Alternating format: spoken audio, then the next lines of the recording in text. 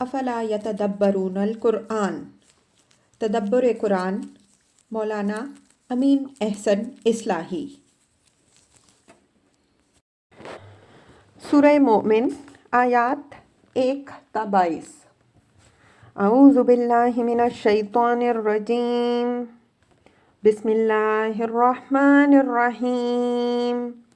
حامیم تنزیل الکتاب من اللہ العزیز العلیم، غافر الذنب وقابل التوب شدید العقاب ذی الطول، لا الہ الا هو الیہ المصیر. ما یجادل فی آیات اللہ الا الذین کفروا فلا یغررک تقلبهم فی البلاد، کذبت قبلهم قوم نوح والاحزاب من بعدهم وہمت کل امۃ برسولہم لیأخذوہ وجادلوا بالباطل لیدحضوا بہ الحق فأخذتهم فکیف کان عقاب. وَكَذَلِكَ حَقَّتْ كَلِمَةُ رَبِّكَ عَلَى الَّذِينَ كَفَرُوا أَنَّهُمْ أَصْحَابُ النَّارِ الَّذِينَ يَحْمِلُونَ الْعَرْشَ وَمَنْ حَوْلَهُ يُسَبِّحُونَ بِحَمْدِ رَبِّهِمْ وَيُؤْمِنُونَ بِهِ وَيَسْتَغْفِرُونَ لِلَّذِينَ آمَنُوا ربنا وسعت كل شيء رحمة وعلما فاغفر للذين تابوا واتبعوا سبيلك وقهم عذاب الجحيم. ربنا وأدخلهم جنات عدن التي وعدتهم ومن صلح من آبائهم وأزواجهم وذرياتهم إنك أنت العزيز الحكيم.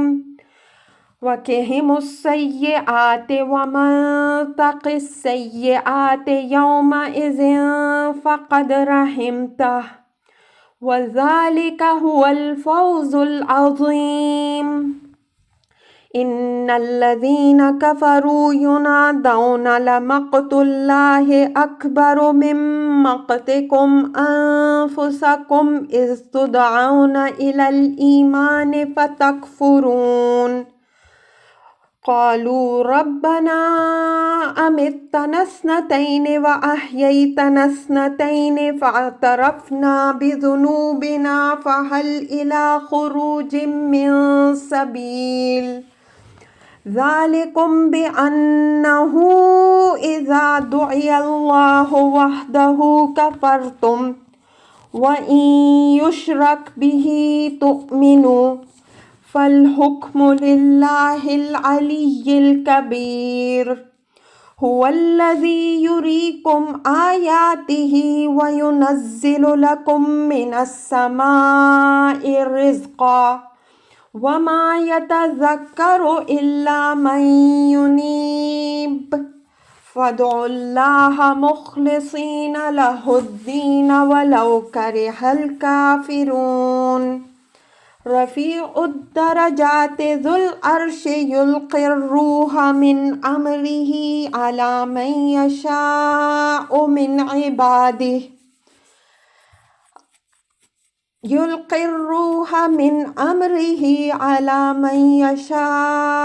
من عباده لينذر يوم التلاق يوم هم بارزون لا يخفى على الله منهم شيء. لمن الملك اليوم لله الواحد القهار. اليوم تجزى كل نفس بما كسبت لا ظلم اليوم إن الله سريع الحساب. وأنذرهم يوم الآزفة إذ القلوب لدى الحناجر كاظمين ما للظالمین من حمیم ولا شفیع یطاع یعلم خائنة الأعین وما تخفی الصدور واللہ یقضی بالحق والذین یدعون من دونہ لا یقضون بشیء ان اللہ هو السمیع البصیر اولم یسیروا فی الارض فینظروا کیف کان عاقبۃ الذین کانوا من قبلہم كانوا هم أشد منهم قوة وآثارا في الأرض فأخذهم الله بذنوبهم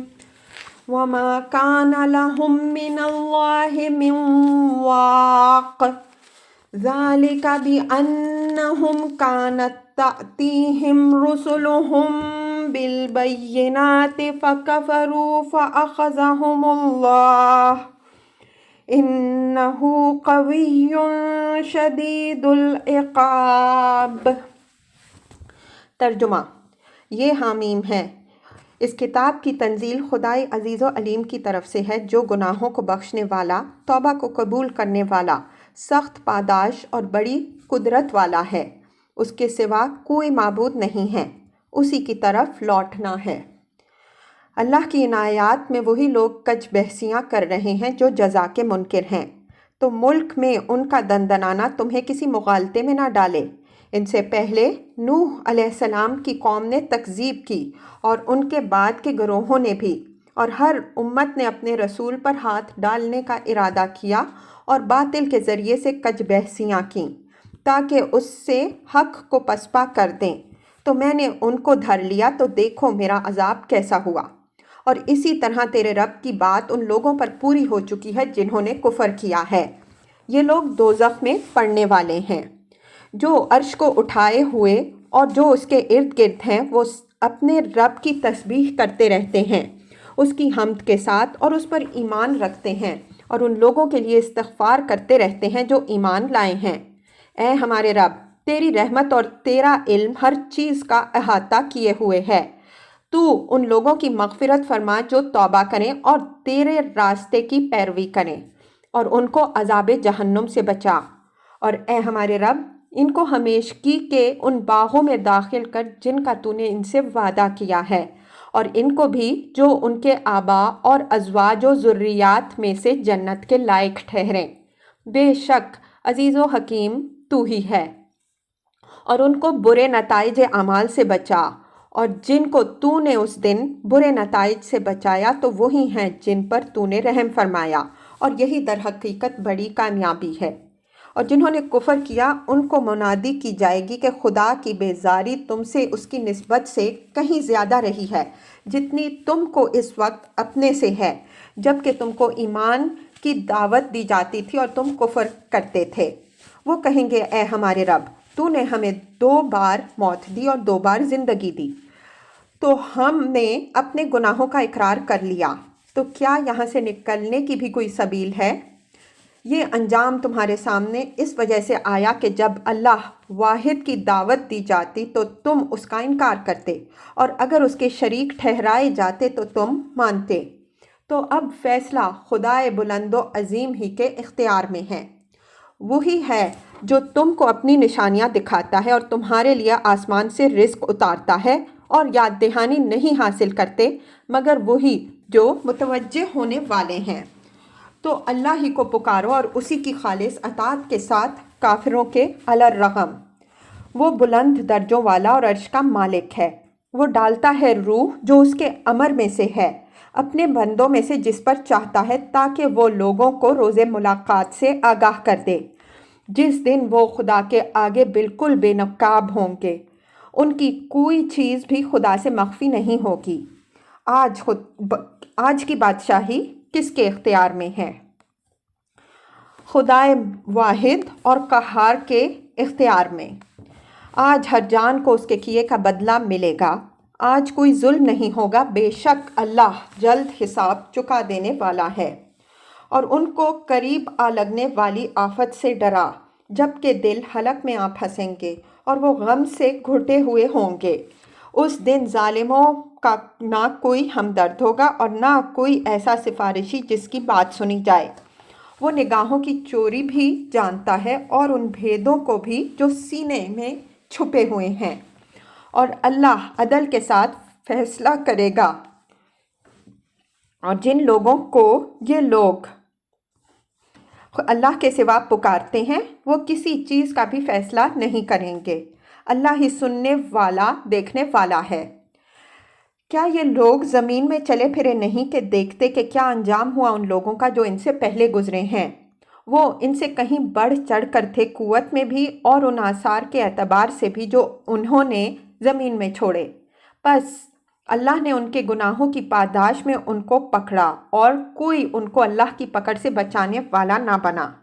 یہ اس وجہ سے ہوا کہ ان کے پاس ان کے رسول کھلی کھلی نشانیاں لے کر آتے تھے تو انہوں نے انکار کیا، پس اللہ نے ان کو پکڑ لیا۔ بے شک وہ طاقتور اور سخت پاداش والا ہے۔ الفاظ کی تحقیق اور آیات کی وضاحت۔ حامیم تنزیل الکتاب من اللہ العزیز العلیم غافر الذنب وقابل التوب شدید العقاب ذی الطول لا الہ الا ہوا الیہ المصیر۔ حامیم اس سورہ کا قرآنی نام ہے۔ حروف مقطعات پر مفصل بحث سورہ بقرہ کے شروع میں گزر چکی ہے۔ بس اتنی بات یہاں یاد رکھیے کہ یہ سورہ اور اس کے بعد کی تمام مکی صورتیں جو اس گروپ میں شامل ہیں سب اسی نام سے موسوم بھی ہیں اور سب کا مزاج بھی بالکل یکساں ہے۔ تنزیل الکتاب الی الآیہ، یہ قرآن کے مخالفین پر امتنان بھی ہے اور ان کو تنبیہ بھی۔ مطلب یہ ہے کہ اللہ تعالیٰ نے یہ کتاب نہایت اہتمام سے اتاری ہے، تو اس لیے اتاری ہے کہ لوگ اس کی قدر کریں، اس سے ہدایت حاصل کریں اور اپنے رب کے اس اہتمام کے شکر گزار ہوں جو ان کی ہدایت کے لیے اس نے کیا۔ ورنہ یاد رکھیں کہ جس نے یہ کتاب اتاری ہے وہ عزیز بھی ہے اور علیم بھی۔ عزیز ہے اس وجہ سے وہ ہر چیز پر قدرت و اختیار رکھتا ہے۔ وہ مخالفت کرنے والوں کو دنیا اور آخرت دونوں میں ہر سزا دے سکتا ہے اور کوئی اس کا ہاتھ پکڑنے والا نہیں بن سکتا۔ عزیز ہونے کے ساتھ ساتھ وہ علیم بھی ہے، اس وجہ سے وہ اچھی طرح جانتا ہے کہ اس کتاب کی تنزیل سے جو کشمکش برپا ہوئی ہے وہ کس مرحلے میں ہے، اس کے پیش کرنے والوں کے ساتھ کیا سلوک ہو رہا ہے اور اس کی مخالفت کرنے میں جو لوگ پیش ہیں ان کے ارادے کیا ہیں، وہ کہاں تک پہنچ چکے ہیں اور کب ان کا ہاتھ پکڑا جانا ضروری ہے۔ مطلب یہ ہے کہ یہ کسی سائل کی درخواست نہیں بلکہ خدائے عزیز و علیم کا اتارا ہوا صحیفہ ہدایت ہے۔ اس وجہ سے اس کی موافقت بھی بڑی اہمیت رکھنے والی بات ہے اور اس کی مخالفت کے نتائج بھی نہایت سنگین و دور رس ہیں۔ غافر الذنب وقابل التوب شدید العقاب ذی الطول الی الآیہ، یہ اللہ تعالیٰ نے اپنی مزید صفات بیان فرمائیں کہ وہ گناہوں کو بخشنے والا اور توبہ کو قبول کرنے والا بھی ہے اور سخت پاداش والا اور بڑی قدرت والا بھی۔ طول کے معنی فضل، غنا، قدرت اور بخشش کے ہیں۔ یہاں تقابل کے اصول کو پیش نظر رکھ کر میں نے قدرت کے معنی کو ترجیح دی ہے۔ مطلب یہ ہے کہ اللہ تعالیٰ ان دونوں قسم کی صفات سے متصف اور دونوں طرح کے اختیارات کا مالک ہے، تو اس کتاب کی تنزیل کے بعد ہر شخص کے لیے راہ کھلی ہوئی ہے کہ وہ یا تو اس کو قبول کر کے خدا کی رحمت و مغفرت کا امیدوار بن جائے یا اس کی مخالفت کر کے اس کے عذاب اور اس کی قدرت کی شان کے ظہور کا انتظار کرے۔ لا الہ الا ہوا الیہ المصیر، یعنی اگر کسی کو یہ غلط فہمی ہو کہ خدا کے سوا کوئی اور معبود بھی ہے تو وہ اپنی اس غلط فہمی کی اصلاح کرے۔ خدا کے سوا کوئی اور معبود نہیں ہے۔ قیامت کے دن سب کو اسی کی طرف لوٹنا ہے اور سب کے معاملات کا فیصلہ وہی فرمائے گا۔ نہ کسی اور کی طرف لوٹنا ہوگا اور نہ کوئی اور خدا کے اذن کے بغیر کسی کے لیے سفارش کر سکے گا۔ ما یجادل فی آیات اللہ الا الذین کفروا فلا یغررک تقلبہم فی البلاد۔ آیات اللہ سے مراد اس کتاب کی آیات ہیں جس کی تنزیل کا ذکر اوپر آیت 2 میں ہوا ہے۔ یہاں اس کو آیات اللہ سے تعبیر کر کے اس کے دلیل و حجت ہونے کے پہلو کی طرف اشارہ فرمایا ہے۔ الذین کفروا سے یہاں وہ لوگ مراد ہیں جو اس عذاب کے منکر ہیں جس سے قرآن آگاہ کر رہا ہے۔ قرآن میں جگہ جگہ یہ بات گزر چکی ہے کہ اللہ کے رسولوں نے جب اپنی قوموں کو خدا کے عذاب سے ڈرایا تو انہوں نے اس کو بالکل جھوٹ جانا اور اپنی دنیاوی کامیابیوں کو دلیل بنا کر رسول کے اس انذار کی تکذیب کی اور اس کا مذاق اڑایا۔ اس آیت میں اسی چیز کی طرف اشارہ ہے۔ رسول اللہ صلی اللہ علیہ وسلم اور آپ صلی اللہ علیہ وسلم کے واسطے سے مسلمانوں کو تسلی دی گئی ہے کہ آج قرآن کی مخالفت میں جو کچھ بحثیاں کر رہے ہیں یہ وہی لوگ ہیں جو اس کے انذار عذاب کے منکر ہیں۔ ان کے کبر پر یہ چیز بہت شاک گزر رہی ہے کہ انہوں نے اس کتاب اور اس کے لانے والے کا انکار کیا تو ان پر کوئی عذاب آ جائے گا۔ وہ یہ بات اپنی رعونت کے سبب سے ماننی نہیں چاہتے اور ظاہری حالات کے اعتبار سے وہ اپنے کو کامیاب و خوشحال دیکھ رہے ہیں، اس وجہ سے وہ اس کا مذاق اڑاتے ہیں، لیکن ان کی موجودہ خوشحالی سے کسی کو مغالطہ نہ ہو۔ تاریخ شاہد ہے کہ اللہ تعالیٰ نے کتنی ہی قوموں کو عین ان کے دور عروج و اقبال میں پکڑ لیا اور وہ اس کی پکڑ سے اپنے کو بچا نہ سکیں۔ فلا یغررک تقلبہم فی البلاد میں خطاب اگرچہ ظاہر الفاظ کے اعتبار سے حضرت صلی اللہ علیہ وسلم سے ہے، لیکن اس میں جو زجر و عتاب ہے اس کا رخ قریش کے مستقبلین کی طرف ہے جو اپنے اقتدار اور اپنی سیادت و امارت کے گھمنڈ میں یہ بات سمجھنے سے قاصر تھے کہ ان پر کوئی عذاب آنے والا ہے۔ وہ قرآن کی بار بار کی تنبیہ پر حیران تھے کہ بھلا ان پر عذاب کیوں اور کدھر سے آئے گا۔ تقلب کے معنی چلت پھرت اور آزادانہ آمد و شد کے ہیں۔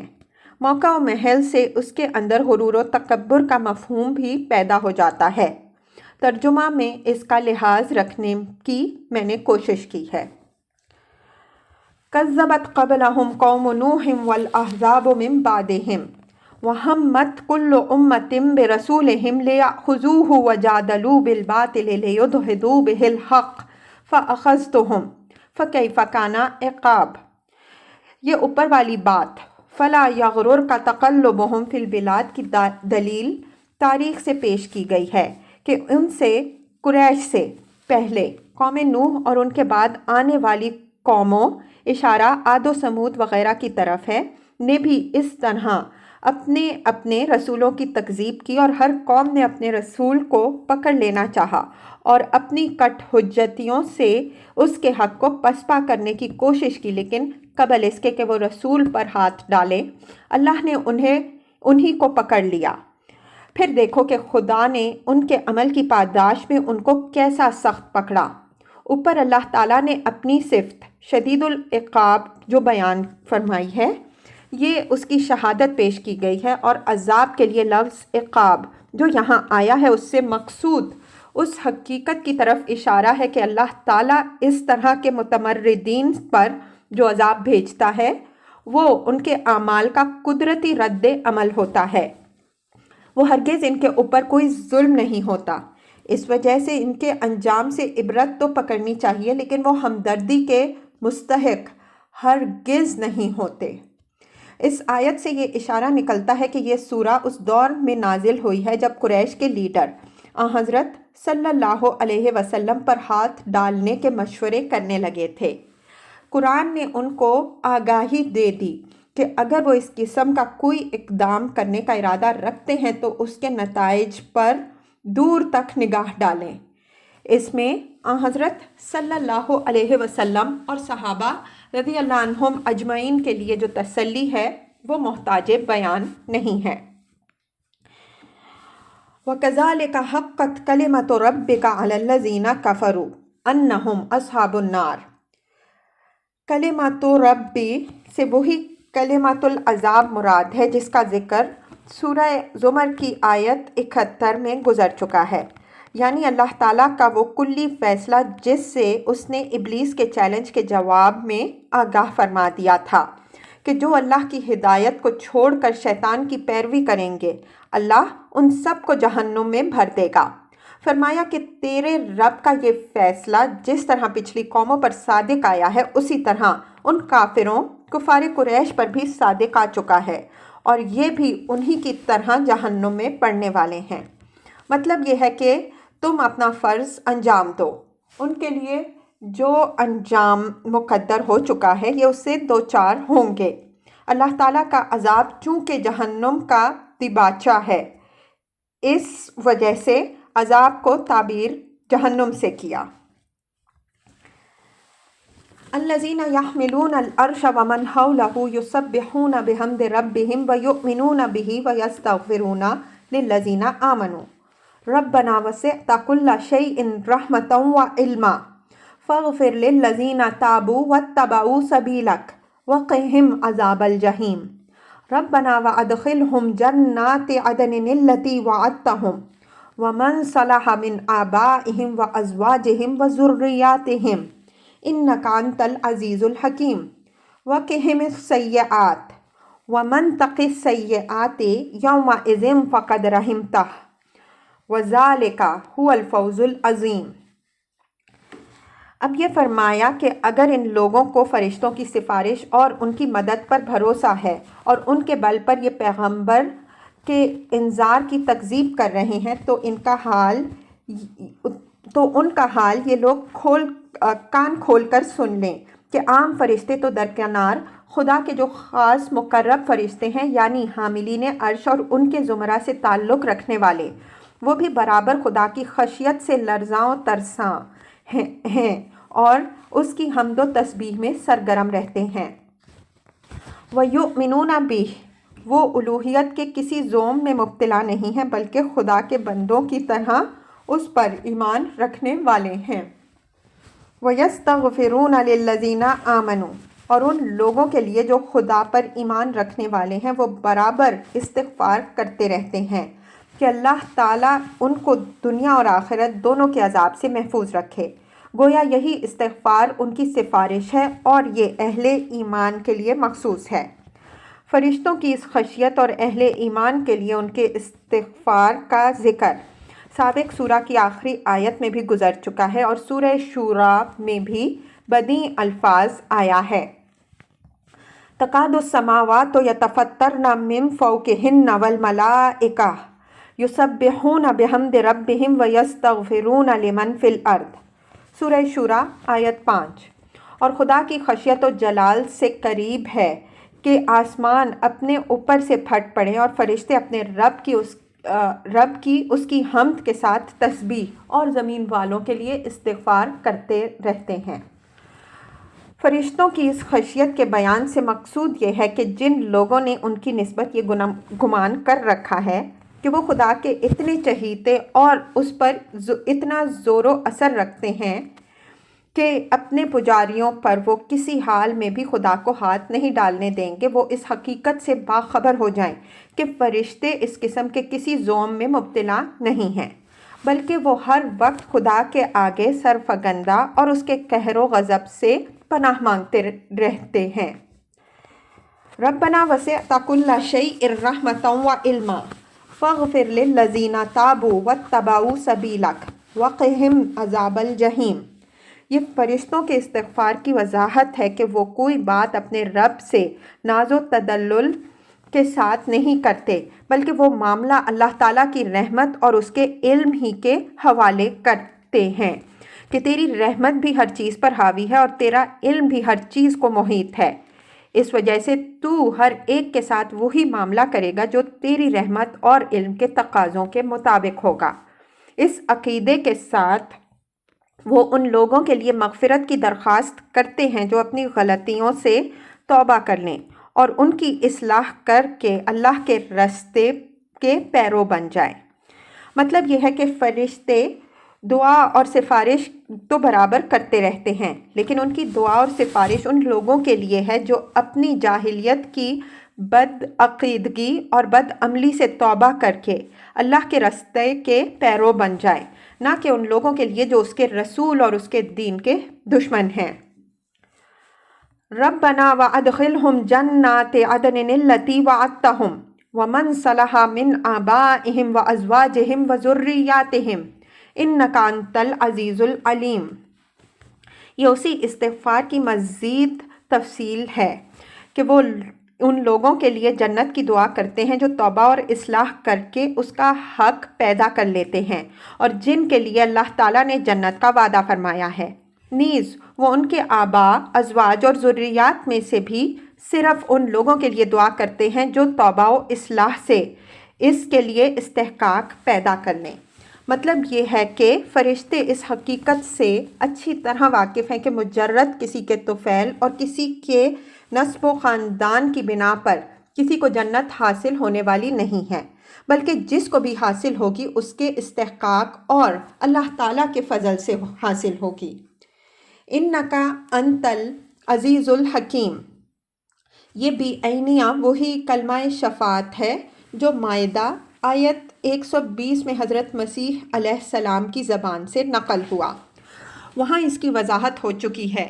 یہ تفویض الی اللہ کا کلمہ ہے، یعنی تو جو چاہے کر سکتا ہے، لیکن ساتھ ہی تو حکیم بھی ہے، اس وجہ سے وہی کرے گا جو عدل و حکمت پر مبنی ہوگا۔ فرشتوں کا یہی استغفار در حقیقت اہل زمین کے لیے سفارش ہے، اور اس کی نوعیت یہی ہے جو قرآن میں بیان فرمائی ہے کہ نہ کہ وہ جو جاہلوں نے سمجھی ہے۔ وَقِهِمُ السَّيِّئَاتِ وَمَن تَقِ السَّيِّئَاتِ يَوْمَئِذٍ فَقَدْ رَحِمْتَهُ وَذَلِكَ هُوَ الْفَوْزُ الْعَظِيمُ۔ لفظ سیئات یہاں نتائج سیئات کے معنی میں ہے۔ عمل اور نتیجہ کے لزوم کو ظاہر کرنے کے لیے بعض اوقات فعل نتیجہ فعل کے مفہوم میں بولتے ہیں، یعنی فرشتے اہل ایمان کے لیے یہ دعا کرتے رہتے ہیں کہ اے رب، تو ان کو بدیوں کے نتائج سے محفوظ رکھ، یعنی ان کے گناہوں کو جھاڑ دے کہ وہ ان کے شر سے محفوظ رہیں۔ وَمَن تَقِ السَّيِّئَاتِ الی الآیہ، فرشتوں کے اس فکرے سے روز حساب و کتاب کی ہولناکی کا اندازہ ہو رہا ہے کہ ان کی نگاہوں میں اصلی خوش قسمت وہ ہے جس کو اللہ نے اس دن اس کے گناہوں کے نتائج سے محفوظ رکھا۔ ان کے نزدیک سب سے بڑی کامیابی یہی ہے، اور اصل خوش بخت وہی ہے جس نے یہ کامیابی حاصل کی۔ فرشتوں کے اس استغفار کے بیان سے مقصود، جیسا کہ ہم نے اشارہ کیا، یہ واضح کرنا ہے کہ فرشتے اہل زمین کے لیے سفارش تو ہر وقت کر رہے ہیں، لیکن ان کی سفارش کی نوعیت یہ ہے جو بیان ہوئی ہے، نہ کہ وہ جس کے بل پر لوگ آخرت سے نچنت بیٹھے ہیں، اور جب ان کو اصل حقیقت کی یاد دہانی کی جاتی ہے تو مناظرہ و مجادلہ کے لیے آستینیں چڑھا لیتے ہیں۔ ان الذین کفروا ینادون لمقت اللہ اکبر من مقتکم انفسکم اذ تدعون الی الایمان فتکفرون، یعنی یہ لوگ تو امید لگائے بیٹھے ہیں کہ ان کی سفارشی ان کو اللہ کے ہاں اونچے سے اونچے درجے دلوائیں گے، لیکن وہاں ان کو منادی کے ذریعے سے یہ آگاہی دی جائے گی کہ آج جتنا غم و غصہ تم کو اپنی بدبختی و محرومی اور اپنے لیڈروں کی کج اندیشی و ضلالت پر ہے، اس سے زیادہ تمہارے حال پر غصہ و غضب خدا کو اس وقت تھا جب کہ تم کو رسول کے ذریعے سے ایمان کی دعوت دی جاتی تھی اور تم نہایت رعونت کے ساتھ دعوت کو ٹھکراتے تھے۔ مطلب یہ ہے کہ اب اپنی اس رعونت اور خدا کے اس غصہ و غضب کا انجام بھگتو اور اپنی بدبختی پر اپنے سر پیٹو۔ اب یہاں کوئی تمہاری مدد کرنے والا نہیں ہے۔ یہ جو کچھ تمہارے سامنے آیا ہے اللہ کی طرف سے اتمام حجت کے بعد آیا ہے، اس وجہ سے تم اسی کے سزاوار ہو۔ اذ تدعون الی الایمان ظرف ہے، لمقت اللہ اکبر کا ایمان سے خاص طور پر توحید پر ایمان مراد ہے۔ اس لیے کہ خدا کے ہاں معتبر ایمان وہی ہے جو توحید کے ساتھ ہو۔ سورہ زمر آیت 45 میں یہ بات بیان ہو چکی ہے کہ منکرین آخرت کو سب سے زیادہ چڑ توحید کی دعوت سے ہے۔ یہاں بھی آگے والی آیت میں وضاحت فرما دی گئی ہے کہ اللہ تعالیٰ کا یہ غصہ ان پر اس وجہ سے ہوگا کہ جب ان کو توحید کی دعوت دی جاتی تھی تو اس سے بدعتیں اور شرک کو بڑی خوش دلی سے قبول کرتے۔ ذالکم بأنہ اذا دعی اللہ وحدہ کفرتم وإن یشرک بہ تؤمنوا فالحکم للہ العزیز الکبیر۔